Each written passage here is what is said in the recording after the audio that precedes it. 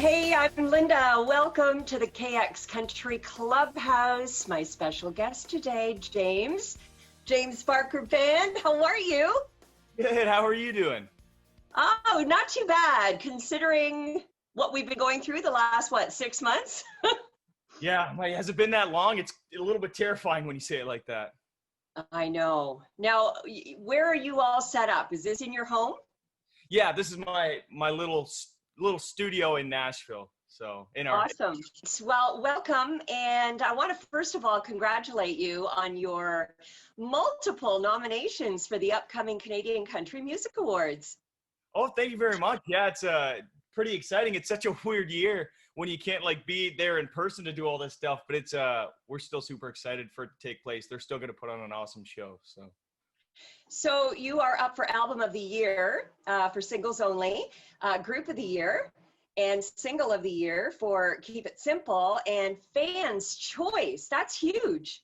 Yeah, it's pretty exciting. I mean, it's crazy. I feel like the company in Canada keeps rising too. So it's like you start looking at those categories, you're like, man, there's some heavy hitters in these categories. So I mean, we're excited to be nominated, and I mean, excited to either win or see our friends win. So That's awesome.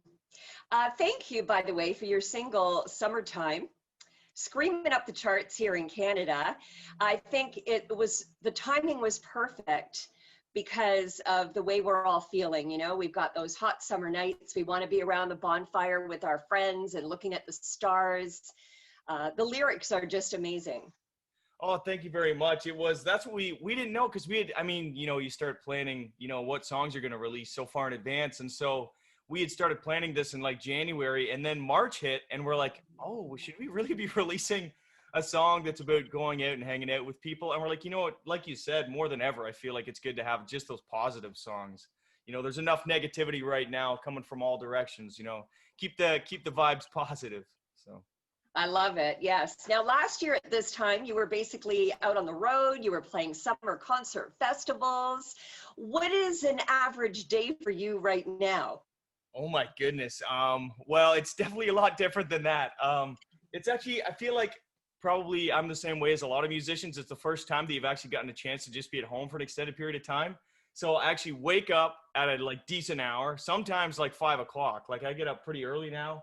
Not early for like a morning show host, but like early for a musician, and eat a real breakfast. And then usually try to like go for a run or work out. Been golfing a lot lately, which I'm not good at, so that might stop. And then actually been doing a lot of writing over Zoom, with a lot of our Canadian friends, which is cool. Usually you have to wait till everybody comes to town. But frig, we've written in the last month. We've written the JoJo, Megan Patrick, Ali, Tim Hicks. Like it's the Hunter brothers. It's crazy. We've been just writing on Zoom, so that's been pretty fun. So is there maybe a possibility that there might be some kind of collaboration in the future? 100%. We've been getting a lot of fun stuff with a lot of different people.